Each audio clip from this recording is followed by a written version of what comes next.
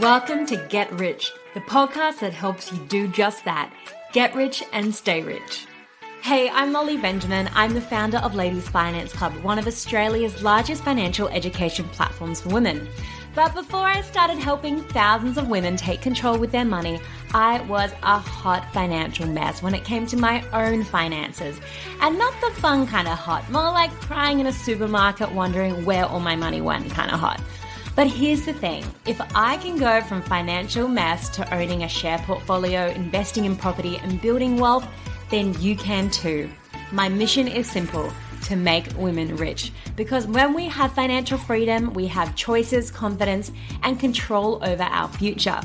Every week on Get Rich, I sit down with some of the best experts in the industry to break down how we can all start investing, growing our money, and creating long-term financial security without the jargon, boring bits, or overwhelm. Because when women get rich, we don't just change our lives, we change the world. So if you're ready to start making some smart money moves, hit that subscribe button and let's get rich together. Hello and welcome back to another episode of Get Rich, the podcast that helps you do just that. Get rich and stay rich. Now, most people think budgeting is complicated, but Glen James says there's only 2 types of budgets you'll ever need. And in this episode of Get Rich, Glen, who is the host of Money, Money, Money and the creator of the Glen James Spending Plan, he joins me to break down the 2 different types of budgets, how to pick the right one for your life stage, and the exact steps to create a weekly money system that actually works. I absolutely loved recording this episode because it was so practical. Now, we're also going to cover the 4 levers to fix a broken budget, why habits matter more than spreadsheets, and how to set up a plan that gives savers permission to spend and spenders the boundaries they need. And I can say that being a spender myself. Now, if you ever struggled to stick to a budget or felt like your money disappears before payday, this is the episode for you. And if you're enjoying it, why not hit that subscribe button? We will give you a little long distance high five and let's jump in. So Glen, welcome to the podcast. We are very excited to have you on Get Rich. I believe it's the first time we've had you on the podcast. It is the first time, and you'll have to come back on my show soon. Yes, would love to.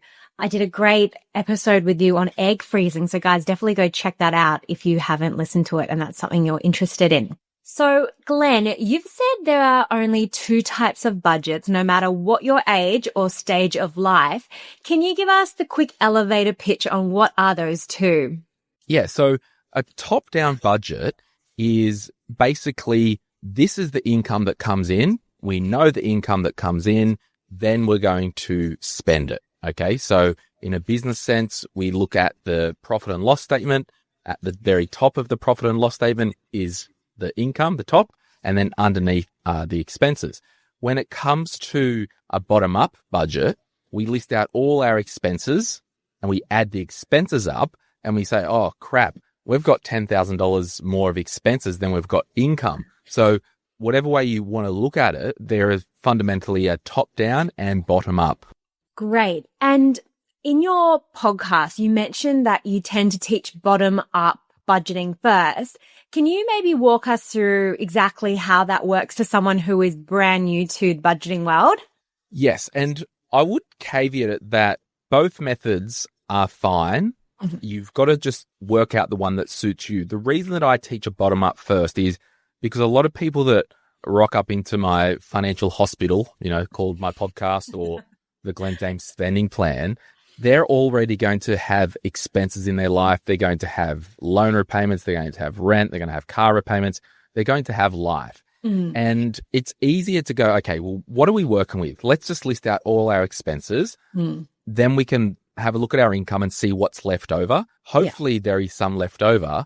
And then we can optimize. When I teach the top down, I think if you are listening to this and you're still in school or university and you haven't fully committed to life, and it's an easier budget to do because you can be like, here's my income and I'm going to allocate it this way and the leftover I'll spend. So I think it's easier to do the bottom up if you have an incumbent life with you. And the Glen James Spending Plan, which is my free online course spending plan, it basically does it as a bottom up, because I don't want to tell people overnight, no, you have to cut that or you have to cut this. Yeah. I want to get them to get the systems in place, and then we can optimize. And so let's say we're working with a budget of like a monthly budget of $5,000.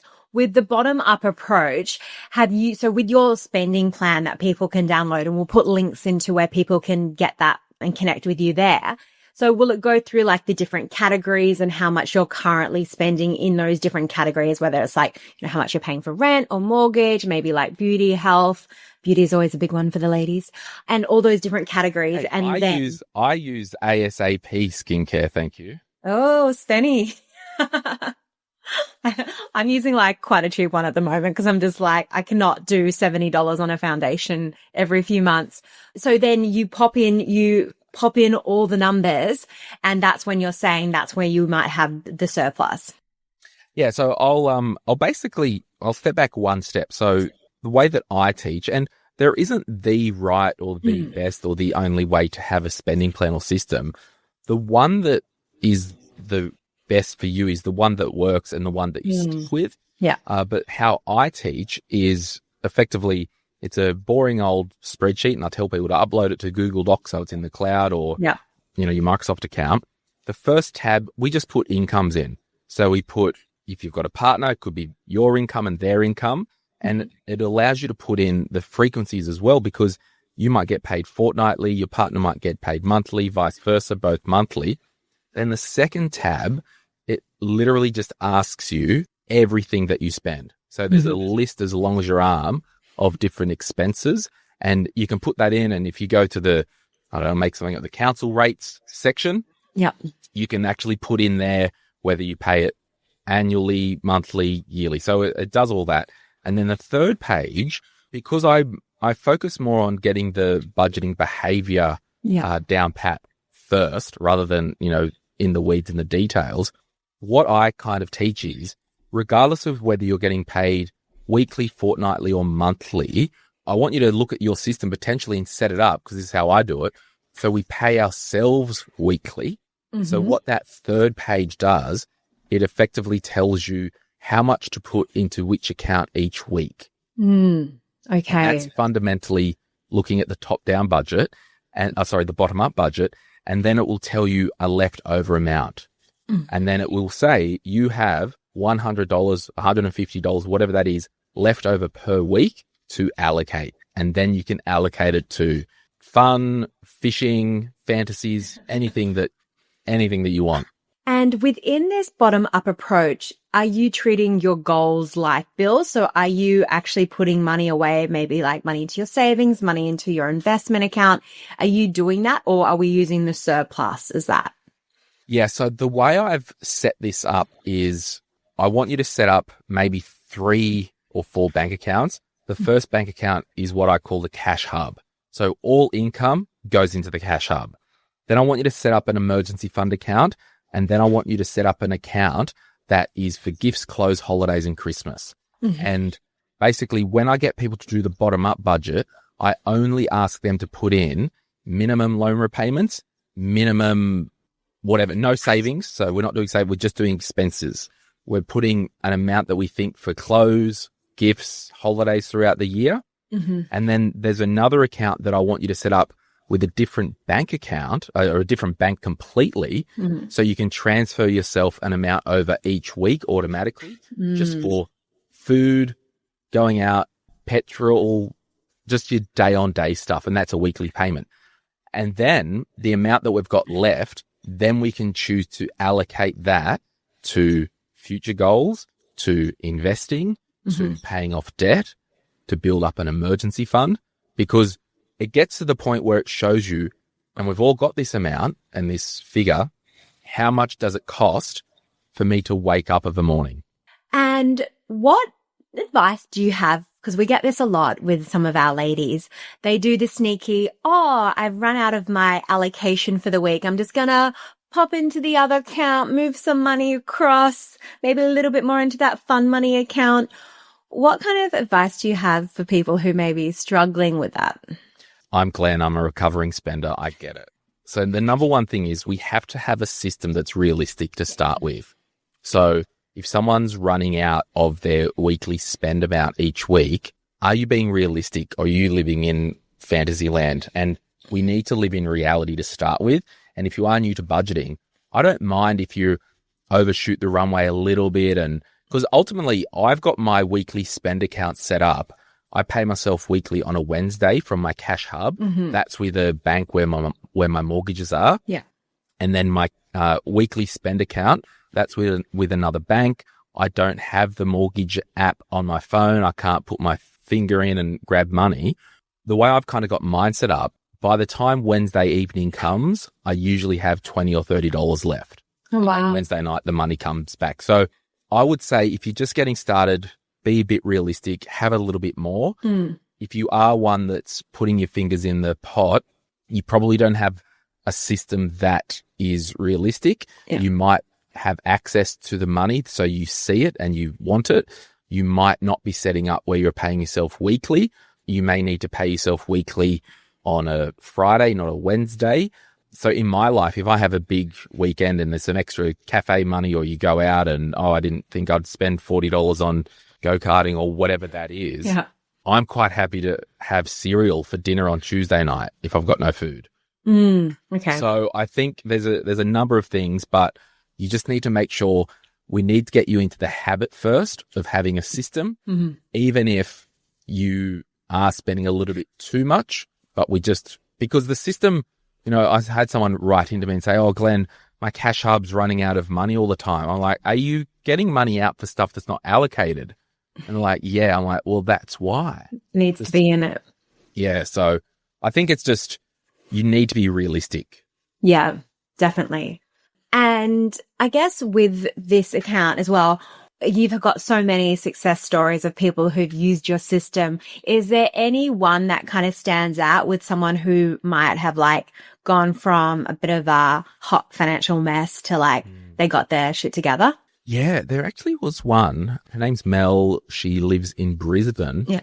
She actually wrote in and said to me, Glenn, I use your spending plan. And this is the thing that a lot of people don't see, right? So fast forward, she bought a house with her partner. Yeah. But rewind 4 years ago, they were living week on week. They had debt. They didn't have a system. They didn't have savings. And she said, by being encouraged with your podcast weekly, by doing the Glen James Spending Plan, it was actually got us to the point where we could buy our first home. Amazing. And it doesn't, it's hard to save money. It's hard to buy a house. It's so hard. But I think in life, we have to pick the hard that we want. Yeah. It's hard living week on week, spending all our money and not having enough. It's also hard to save. What hard do you want? Both of these hards have some type of sacrifice. Yeah. The hard of saving up to buy a home, it's the sacrifice of maybe I can't go out that extra bit on a Saturday night, or maybe I can't do rounds of drinks. The hard on the living week on week is you're not building good financial habits and a strong financial future. Yeah. And hard to get ahead. I love that. There's always going to be a hard. So choose your hard. I know which one I would be choosing, the one that benefits me in the future. And I love that you've broken it down week by week. Because another thing is maybe we need to start teaching the Glen James system, because so many. Welcome to use it and make it pretty and pink and call it the Molly Benjamin. No, we'll call it the Glen James. Glen James spending plan for sure. But it seems like such a great system. And I love the week by week, because so many people go, oh my God, I just can't budget month by month. And I'm like, do it week by week. And they're like, didn't know that was an option. And I think with a budget, guys, it's your budget. You get to decide. You get to be your own accountant. When I say that, I get that doesn't excite some people. You get to be your own accountant. I don't have a budget in my life. I've got a spending plan. Yeah. So I think we need to take the scariness out of it. I don't exercise each week. I play pickleball a couple of times each week. Yeah. You know what I mean? I just think, and there are people that will be listening who run what we call a zero-based budget. Yeah. Where they allocate every single dollar. That ain't me. Life too short. Right? Yeah. But by having a spending plan, it does two things. And particularly the one that I did, because I developed it after coaching like hundreds of people face to face when I used to be a financial advisor. Yeah. Because they would come in and say, oh, Glenn, we need financial advice. Like, no, you don't. You need to friggin' stop spending more than what you earn and have some type of plan in place. What it does, the savers, having a structured spending plan, it gives the savers permission to spend. Guilt. Yeah. It gives the spenders some guardrails. Some boundaries. And if you want a pay rise in your life and you have not done a detailed spending plan for a while, give yourself a pay rise tonight. And I honestly tell people, if you set up the system, particularly that I use, or a system, within 3 pay cycles, financial stress will be gone from your life. Yeah. And how often, like, this is a living, breathing document. Yes. How often do you, like, Glenn, review yours? Yeah. So what I do, like, I've just had my income insurance renewal come through. So when I get the bulk bills come in, I'll go in and update that spreadsheet and optimize. Yeah. So as it is a moving document. So if hopefully over time, your salary increases with inflation, but the money's got to come from somewhere. Yeah. So if I go, oh crap, my car insurance is an extra $200 this year. Yeah. I need to allocate that into the spending plan. That means it's a couple of dollars a week that's got to come from somewhere. Yeah. So it needs to either come from my weekly spending or my savings. Or I say I'm getting rid of the 15 subscriptions that I've got and going back just to have Netflix and Stan or whatever. Yeah. I've done a big subscription cull in my own life recently. Yeah. I'm just trying to use my family subscriptions. Yeah. But on the parents' Netflix. Molly, there's only some levers that you can pull in your budget. Like there's literally 4 levers. Yeah. I will try and remember because it's been a while since I've got them from the back archives of my brain. Yeah. The first lever that you can pull is increase your income. It could be I'm going to apply for this extra role at work and get a pay rise. So there's the income lever. Yeah. There's the lever of decrease expenses. Yeah. Which is, okay, well, I'm going to cull all my subscriptions. Another lever is you keep the status quo. So we keep the income, we keep the expenses there, but we decrease our savings for our goals. Yeah. So that's another lever as well. And the fourth one, it's in my book, Sort Your Money Out. I forget it right now. Go check out the book. You know what, Molly? You have encouraged me, my friend. I have not done a Budget 101 episode on my podcast for a long time, and I need to do that because I love this stuff. Yeah, and it's so helpful because I'll speak to people and they will have their, they'll be investing, they might have a property and their budget is just all over the show and they're feeling really stressed out. And it's like, I would say majority, it's very rare I come across people who are like, oh yeah, I've got a great system, works super well. Like there seems to be a lot of confusion, which is what I'm loving about this episode. It's so simple. And I know human behavior, we talked a little bit before, but like, why do habits matter so much when it comes to budgeting success? Because it removes you from the equation and it automates it. So the problem I've got, the biggest financial issue that I've ever had in my life, and also the biggest financial success I've had in my life is due to the person that's in my mirror. And if I can control that chunk of meat, that bag of chemicals, that pile of flesh. What's coming next? Yeah. If I can control that thing in my mirror, I'll be financially successful. But I think you really need to understand your natural proclivity or proclivity, whatever that word is. So for me, I'm naturally a spender. Me too. So I need the guardrails. I really need them. And by having an automated plan, I just know I've transferred a few $100, whatever that is, a week into my spending weekly account. I don't have to use my brain. Like, I'm sorry, writing down I spent $5.80 on a coffee, that is under the life's too short column for me. Yeah. But there are people that are listening who are savers, who are detailed, they're engineers, they're actuaries, they're IT people, they're teachers. They need that perfection. You can have that, but both things come with a sentence or a statement called at what cost. Yeah. So for me, at what cost is I might not be optimizing as much as I could because I might be a bit sloppy. On the other side, being perfect, at what cost? Well, you might not be actually living life. You might be, chill out a bit, spend a bit, enjoy life. So I think it's knowing what you are, how you operate, and having a system that allows you to flourish financially. Yeah, so true. And I think it's so interesting. I speak to such a range of women, and some of them have great relationships with money. Some of them are really good with money, but they're not enjoying life. I'm like, when's the last time you went on a holiday? They're like, oh, got no money for that. I'm like, yes, you do.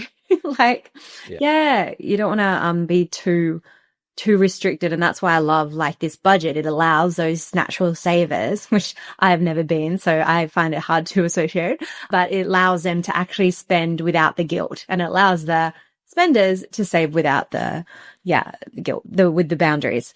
And just remind me again, because it was just a little question that came up. So when you do have, and not an emergency, because obviously that's what the emergency fund's for, but when you do have like that big council bill or the big car insurance, does that come out of an account, or do you just allocate more money for that month? No. So what I do, I allocate the cash hub. Money will accrue for bills throughout the year. And then we get to the stage financially where we can pay all our bills annually. Because I know your car insurance will be cheaper if you paid annually. All these things. I still pay my health insurance fortnightly because you don't save money for paying it yearly with Bupa, who I'm with. So I'm like, I'll cash flow that. And so you want to make an allowance. So I might need tires on my car. We'll call it $450 a year or something like that, or servicing. We just need to get a system happening and move it. And we've covered the 4 levers, which is great. Well, and the fourth one. We've covered 3. And I don't even have a copy of my book to fact check myself. That's okay. Well, people can, go out and buy a book to get the 4th one. But I guess, what is a budgeting myth that you would love to bust, like once and for all? You don't have to be smart to be good with money. It's as simple as that. Like, I'm just left of a doormat and I survive. And I guess, are there any red flag habits or patterns you see that you're like, that budget is going to fail? I think it does go back to you running out of money week on week, which is, okay, you categorically are spending too much. You need to chill the F out. And that's like, it's hard. Like, if you're not chilling the F out. Like, if you're spending too much. Now, if that's the case, how can you challenge yourself to say, oh, I'm just going to get 1 coffee of a morning at work. That's it. Or I'm going to pack my lunch and buy lunch on Thursdays and Fridays only. Whatever that is. So there is that systematic thing. You're fast and loose. And then secondly, if you are running out of money, is your budget seated, whatever that is, in reality? Now, so they're just a couple of symptoms. Sometimes we can also, I would say, you only really want to do any of these systems and get out of consumer debt and do all that stuff if you are ready and it's that rock bottom thing. Because a lot of people, they'll pay off their credit cards, they'll pay off their personal loans and all that. I'm debt free. Oh, I now can afford that other $200 a week, and they run back into debt. So you need to be at rock bottom. Otherwise, don't waste your time doing all this crap. And try my system, try Molly's system. If it doesn't work, you can always go back to your system, but I know mine's had thousands and thousands of people complete it. That's awesome. And if someone, because again, like, people are like, I just don't have time to do it, I'm so busy. And I get that, we're all busy, but we've got to make this a priority. If someone's sitting down to do this, like for the first time, realistically, how long do you actually think it would take them? What I would say is, when you do the Glen James Spending Plan or your budget, if you don't know the number, just guess for now. Let's just get a straw man or steel, whatever they say, like just get a skeleton up. And like, okay, I think, is my car rego 900 or is it 850? Hell, let's put 1,000, get it going, and then we'll come back and review, because once we get the system in place, we try it for a few pay cycles, then we can start to optimize. That's such good advice. And I guess for my final question, if someone's listening today, they don't have a budget, what is that very, very first step they can take in the next 24 hours? Ooh. Resolve within themselves that they actually want to make a change to their money. Yeah. Or they're happy just living loose and free. What I would say is, if you rock up and you've listened to this episode, over the next 24 hours, I want you to just think, is what is happening in my financial life working? Yes or no? Yeah. Now, if the answer's no, do you want to change? If you can decide over the next 24 hours that you're happy or not happy with your financial situation, knock yourself out. And I was actually going to say before, Molly, overall, my financial plan in my personal life is give some, save some, spend some, in that order. Now, the give some, charitable giving and all that, save some, that's investing for future me, and then kind of spend the rest. Yeah. You could, in theory, salary sacrifice to superannuation, so above your employer contribution, or automate X amount per month to investments, be it an investment property and you have the mortgage on principal and interest, share investing account, all that automated. And if you had no real budget or system but kept out of consumer debt, you will still be okay financially. Yeah. Because we're keeping out of consumer debt. We don't have a system. We're sloppy. Yeah. But at least we know when we all rock up, we've spent less than what we've earned and we've invested the rest. Now, that's fun to say on a podcast, but the reality is, sure, you might be fine, but you might still be overspending anyway. Yeah. Probably need to optimize. Now, the 4 levers: increase income. We talked about that. Decrease savings. So we can do that. Yeah. The third one will be to reduce costs. So we look at a line item. Yeah. And for me, I've done this recently, subscriptions. I had flipping Apple Music, Spotify. Yeah. I literally had 8. I was already paying for YouTube. I'm like, stuff this, I'm going to YouTube Music. Yeah. So I stopped Apple, stopped Spotify. Yep. So I've reduced cost in that line item. The next lever, you can actually cut something out completely. So I'm cutting all subscriptions. I'm just using YouTube for free. I'm using SBS app. I'm using iView. I'm using Uncle Bruce's flipping Netflix, whatever. And if you can do the first one, increase income, reduce costs, and cut something out, we won't need to decrease savings. Great. I love that. And, you know, I love as well how you said ultimately it comes down to if you're ready to do this or not, because that's like, I see people who are like, I'm like, they're going to change. Absolutely. They're so determined. And for me, I definitely hit that rock bottom moment. I hit that rock bottom moment in a supermarket in London where I was like, I can't afford jam. This is a real low point since I'm working this in a corporate job. But yeah, I absolutely love that. Like, you've got to be ready. And I speak to women, I'm like, they're ready. They're going to do this. Yeah. But I think having a really simple system in place to follow, having that weekly amount, these are just going to help you so much. So we'll definitely pop all the links in. And I just want to say, Glen, thank you so much. This has been such an amazing episode. My pleasure. And we'll have you on Money, Money, Money very soon. Awesome. We'll pop all the links to where you can find the Glen James Spending Plan and more from Glen in the show notes. All right. Thanks, guys.